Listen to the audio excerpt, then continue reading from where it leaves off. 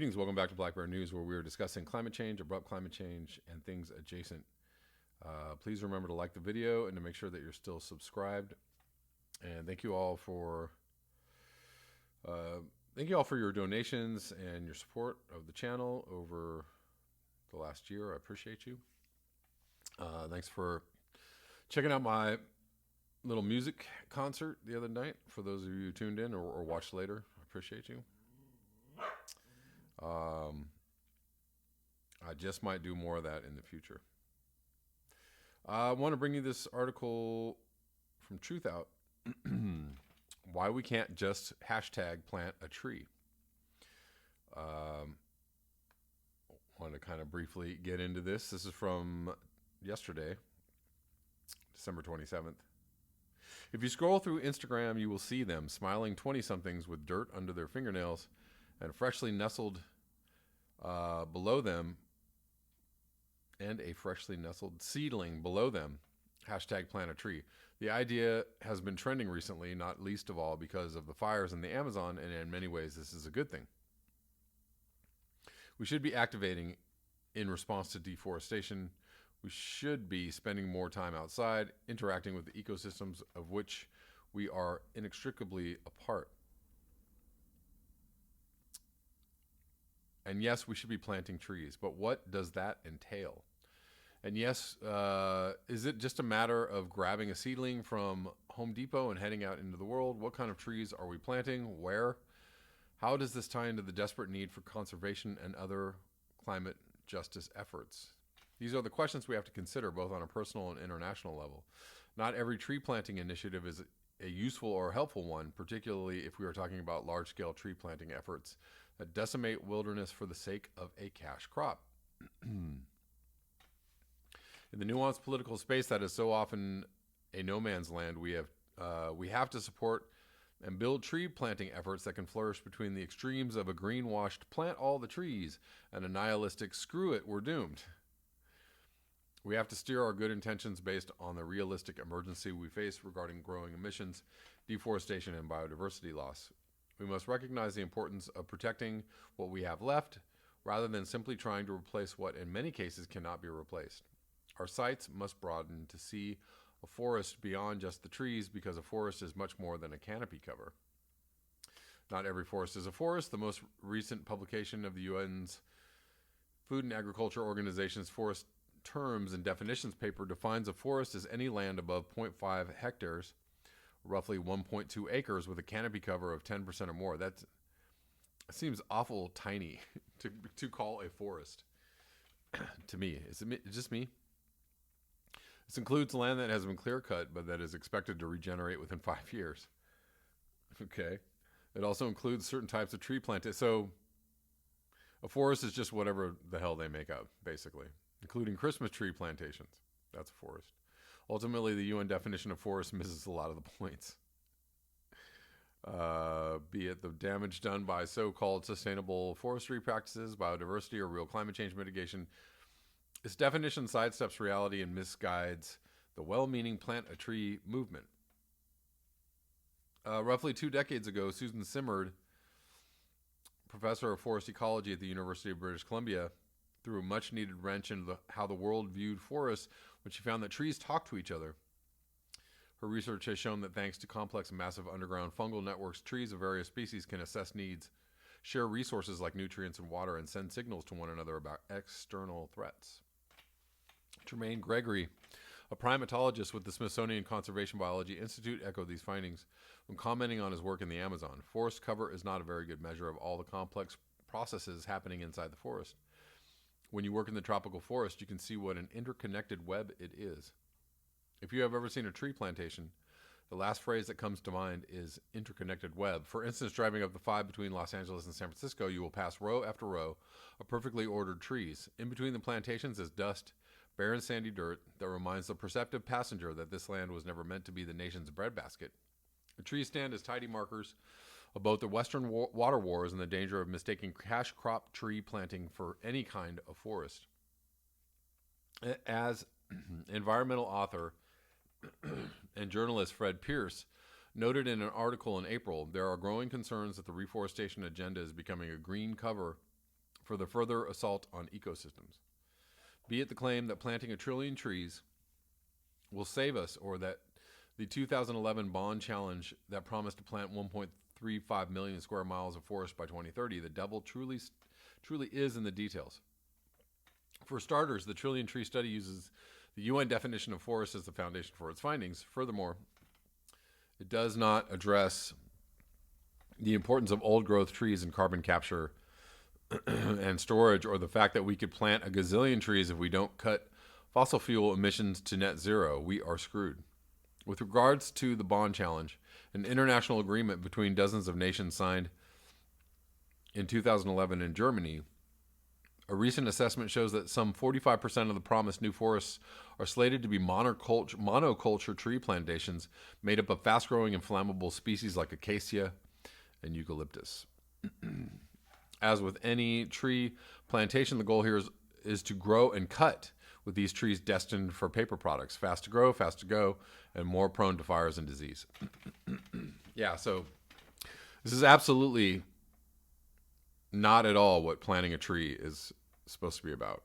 Not planting trees to cut them, or to harvest them, or harvest fruit, fine, but harvest the trees, the whole trees. Actually, not helpful. The danger of green deserts.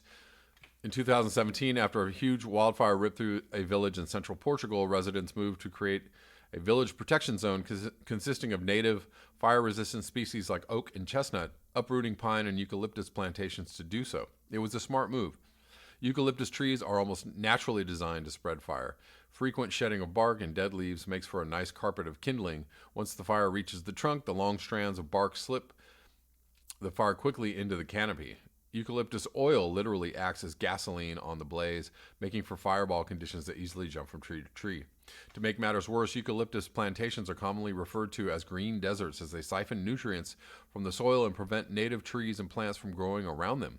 Yet the eucalyptus trees are often planted in reforestation efforts because they grow fast and store carbon quickly, thus making them a prime example of the dangers of single-minded tree planting efforts. Another tree has grown in infamy since videos of desperate orangutans in the Indonesian rainforest surfaced is the oil palm.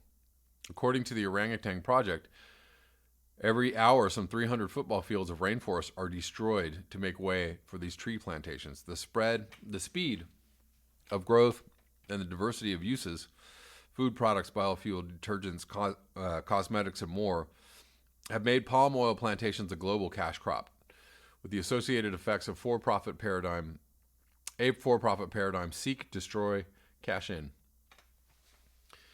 Again, clearly deforesting entire old growth forests in order to plant palm oil is actually not helping, not planting trees. The overall capitalist perspective of forests is something to use for the sake of profit and progress has proven disastrous. Our judicial and political systems reflect a paradigm that treats that which is finite, such as forests, as infinite, while treating that which is infinite, ones and zeros, as money on a screen, as finite. The 2016 study in Nature calculated the biodiversity loss in the Para region of the Amazon from legal forestry practices to be equivalent to clear-cutting 139,000 square kilometers of pristine forest, an area roughly the size of North Carolina or Greece. The study measured conservation value loss, an umbrella term ironically coined by the forestry industry, which refers to the loss in biodiversity, habitat, and ecosystems, as well as places of cultural importance. It turns out that the practices such as selective logging and wildfires like the ones in the Amazon can double or triple the amount of conservation value loss seen from deforestation alone. So while clear-cutting deforestation is a horror that must be stopped, the study shows that conservation efforts must consider the larger ecosystems of which trees are inextricably a part.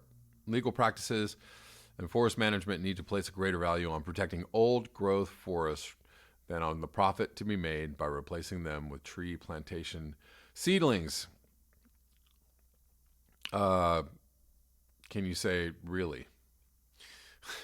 Direct action, a necessary piece of the puzzle. A perfect example of this comes from Maddow watershed in Northern California, where forest protectors run year-round observation of the old-growth forest still left in the region.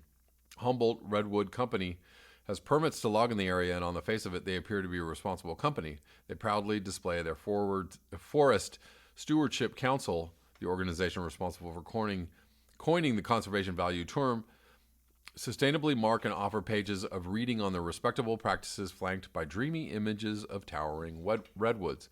Unfortunately, the reality on the ground looks more like logged, old-growth trees and ghostly forests where dead trees hover over herbicide spray bottles littered along the forest floor. Known as hack and squirt operations, this method involves hacking the base of trees and applying herbicide in order to thin undesirable species and make room for more profitable plants. In the recently burned hills of Northern California, this practice, which leaves dead and dry trees as behemoth matchsticks, raises more than passive concern. The logging of old-growth trees and destruction of biodiverse forests for the sake of monoculture tree plantations further exacerbates the strain on an already stressed ecosystem, which not only serves as a fire barrier, but as a complex ecosystem and carbon-capturing heat sink as well. With evidence of these destructive practices, a coalition of groups has filed multiple complaints with the Forest Stewardship Council, the international nonprofit that sets standards for sustainable forest products. Through administrative efforts such as these, combined with tree sits and ground blockades, forest protectors have highlighted the hypocrisy of Humboldt Redwood Company's so-called sustainable logging practices and have successfully preserved large portions of what's left of this ancient forest. In a recent post, forest protectors announced the expiration of a timber harvest plan permit for the Maddow region. Despite the fact that HRC managed to log and herbicide a portion of this ancient forest, relentless resistance from the community and devoted forest defenders succeeded in saving a significant amount of forest that would have otherwise been logged by HRC. Direct action preservation campaigns such as this one must be a part of the tree planting dialogue. They are a necessary piece of the puzzle, just like cutting emissions and consumption. Still, the fact of the matter is that sometimes the forest is already gone. Sometimes it is too late to save what we should have protected. That is where the true power and potential of tree planting can be realized. Protect the remaining wilderness. Some 25 years ago, toxic ghosts of open-cast mines, old clay quarries, and abandoned coal pits haunted wide expanses of lands in the Midlands region of UK. The land was a post-apocalyptic nightmare made real, home to polluted waterways, air, and little to no flora or fauna. Fast forward to today, and more than 8 million trees have been planted. Native oak, ash, and birch trees flourish in some 500 square kilometers of what is known as the National Forest. In Africa, residents of the Sahel region are 15 years into a bold plan to grow 8,000 kilometers of forest across the entire width of the continent, known as the Great Green Wall. The initiative aims to combat climate change, drought, famine, conflict, and migration.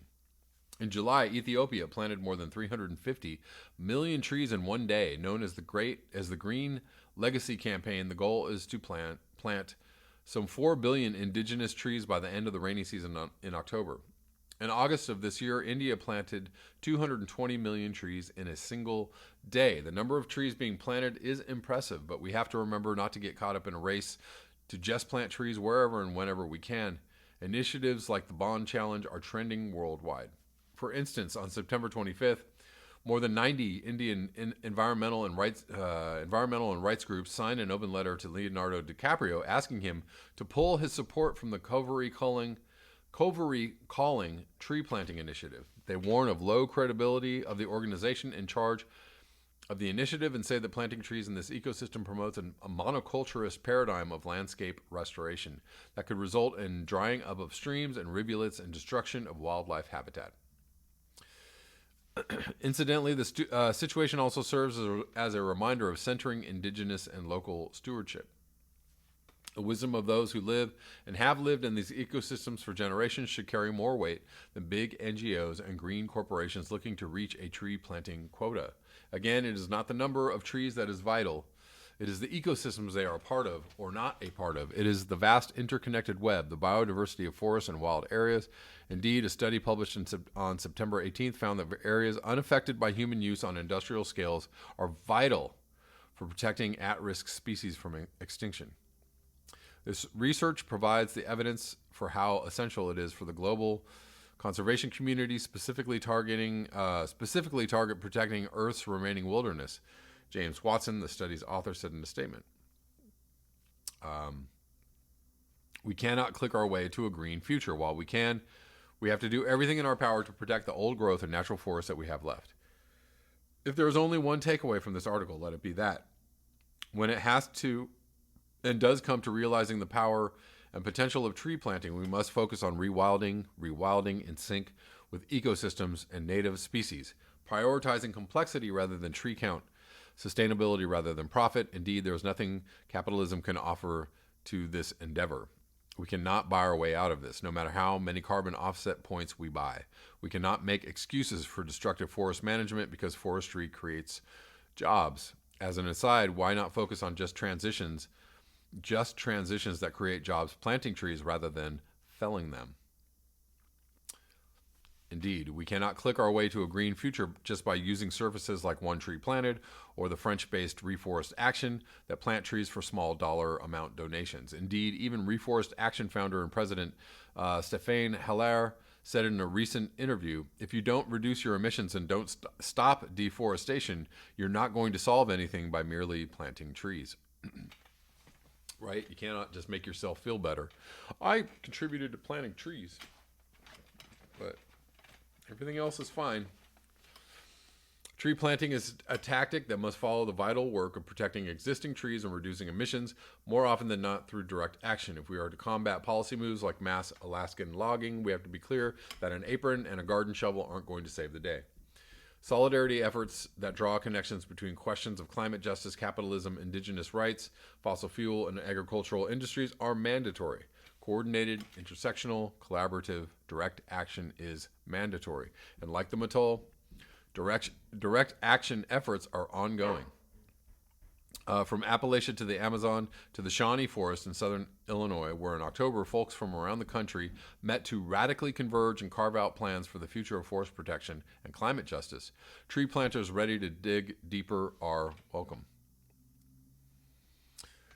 I rather enjoyed that article. I hope you did too. It's, just gives a little more nuance to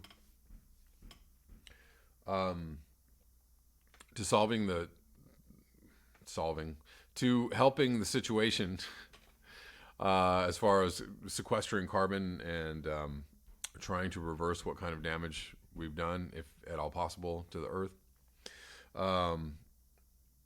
You were going to need massive regreening and rewilding efforts, in addition to stopping all emissions. In addition to, I can just go down the list, the hundreds of things that we need to do, but stopping emissions and greatly changing how we live and changing our lifestyles, greatly reducing the footprint of industrial civilization. All that needs to happen, as well as regreening and rewilding. Interestingly, so I was listening to Michael Moore on Useful Idiots. I don't know if anybody watches the Useful Idiots show. It's a Rolling Stone podcast, but they had Michael Moore on. He has a new podcast called Rumble, which is really good. I listened to an episode earlier today, but in this interview with Michael Moore, interestingly enough, he started going down the list of climate, why climate change is such a huge problem, and started just citing, basically citing the reasons why we're screwed. And then he said the words, "We're fucked." He started the conversation off talking about Greta Thunberg, but yeah, it was just he basically was running down. He knows what's up. He knows that climate change is the problem that it is, as so many other people do. And as he was talking about it, he was like, as I'm talking about it, everybody in the studio got real quiet. They don't want to talk about this. Please don't talk about this because you're bringing us down. This is a real bummer. And then they changed the subject. Just an interesting Interesting moment. If you guys check out the Useful Idiots podcast from the last one that they just released yesterday is the one where he says that. Anyways, moving on to the last thing I want to cover today. Jamal Thomas just did a video on this. But anyways, this is for all you hoopty-whoop Russiagators out there. Rachel Maddow rooted for the Steele dossier to be true, then it fell apart. So this is in the Washington Post. And on some levels, this is actually going against many of the articles that they published and were behind over the last couple of years. But this is basically admitting that the Steele dossier is false, and the Steele dossier, false dossier, was used to get these FISA warrants, which were used to spy on the Trump campaign. The Steele dossier was also funded by a Hillary Clinton proxy. This is just bad.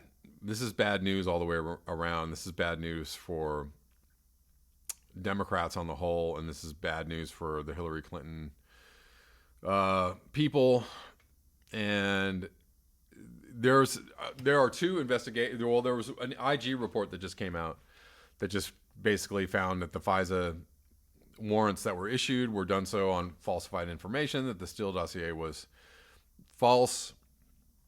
There is another ongoing investigation into all of this, and who knows what kind of stuff is going to come out. This is bad timing, though, if this comes out before the election. Bad timing, because this only helps to embolden and give strength to Trump. Unfortunately, I'm going to read just a little bit of this. In March 7, 2017, MSNBC host Rachel Maddow invited Representative Adam Schiff onto her show to talk Russia. She noted that in a House hearing, Schiff had cited the 35-page dossier of memorandums compiled by former British intelligence officer Christopher Steele. Ever since that document had burst into national politics and surfaced on the BuzzFeed website in January 2017, Maddow had closely monitored its reception.